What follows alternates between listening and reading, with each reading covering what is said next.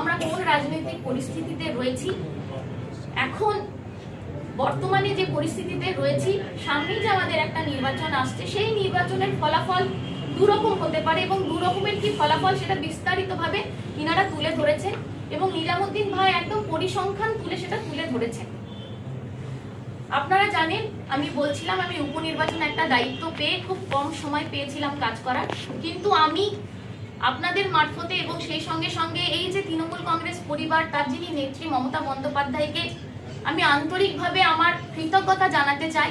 কারণ তার যে দোয়ার হাত এবং আশীর্বাদের হাত, যবে থেকে তৃণমূল কংগ্রেস এই দলটাই তৈরি হচ্ছে তবে থেকেই কিন্তু আমার আব্বার মাথায় ছিল। তাই যবে থেকে তৃণমূল কংগ্রেসের কোনো প্রতিনিধি এখানে খোঁজা হয় কালীগঞ্জ ব্লকে, তখন থেকে কিন্তু আমাদের পরিবার থেকে কেউ না কেউ ছিলেন। আমার আব্বা দীর্ঘদিন ধরে এখানে রাজনীতির সঙ্গে যুক্ত এবং তৃণমূল কংগ্রেস যে দলটা, যারা আজকে পশ্চিমবঙ্গে সরকারে রয়েছে, একদম শুরুর দিকে সৈনিক হাতে করে তৈরি করা তার।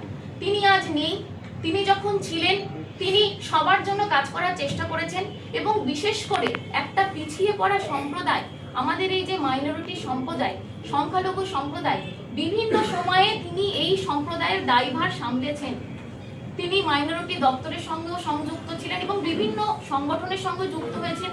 আজিজ ভাই বলছিলেন যে এই যে রাজ্য জুড়ে আমাদের একটা সংগঠন করা কতটা জরুরি, যে আমাদের আওয়াজ রাজ্যে পৌঁছানো জরুরি, আমাদের সমাজ কি চাইছে কি ভাবছে সেই কথাগুলো বলার একটা সংগঠন জরুরি। তিনি হয়তো তার কিছু অবদান সেখানে রয়েছে। তিনি তার মন থেকে চাইতেন যে এই যে আমরা যেখান থেকে পিছিয়ে পড়ে আছি সেই জায়গা থেকে আমরা কি করে আরো এগিয়ে আসতে পারি, একটা সার্বিক উন্নয়নের সম্প্রদায়। আমি তার কন্যা সন্তান এবং আজ যখন দল আমার উপর এই দায়িত্ব দিচ্ছে যে কালীগঞ্জ কিভাবে ভালো থাকে সেটা সামলানোর, আমি আপনাদের কাছে দায়বদ্ধ আজকে কালীগঞ্জের উন্নয়নের জন্য, সেই সঙ্গে সঙ্গে আমাদের সকল মুসলিম ভাইদের তারা যাতে ভালো থাকে। এবং এই যে ইমাম এবং মুয়াজ্জিন, আপনারা সকলে এখানে ইমাম সংগঠনে যারা এসছেন তারা হচ্ছেন আমার মাধ্যম আপনাদের কি প্রয়োজন সেটা জানা, এবং সেই কাজটা কিভাবে সম্পন্ন হবে সেটা আমার দায়িত্ব। এবং তার জন্য রাজ্য স্তরের নেতৃত্ব আজকে উপস্থিত ছিলেন। আপনারা জানেন কিভাবে তারা একদম রাজ্য যারা সামলান সেই সমস্ত অফিসারদের সাথে যুক্ত, মানে আমাদের অভিযোগ আমরা জানাতে পারি, আমাদের যে দাবি সেগুলো আমরা জানাতে পারি। এবার এই যে কাজ চলছে যবে থেকে এই সরকারটা ক্ষমতায় এসছে, এর আগে নিজামুদ্দিন ভাই বলছিলেন যে বামফ্রন্ট আমলে আমাদের যে এই যে সম্প্রদায়, মাইনরিটি সম্প্রদায়, আমরা দেখিনি এমন কিছু বিশাল পরিবর্তন যে আমাদের বিশাল উপকার করে গেছে। কিন্তু 2011 সালের পর থেকে আমরা যদি একটু পেছন ফিরে পরিসংখ্যান দেখি, তাহলে আমরা দেখতে পারি আমাদের এই মাইনরিটি ডেভেলপমেন্টের যে খাত, সেই খাতে কিন্তু কয়েক হাজার গুণ টাকা বৃদ্ধি পেয়েছে।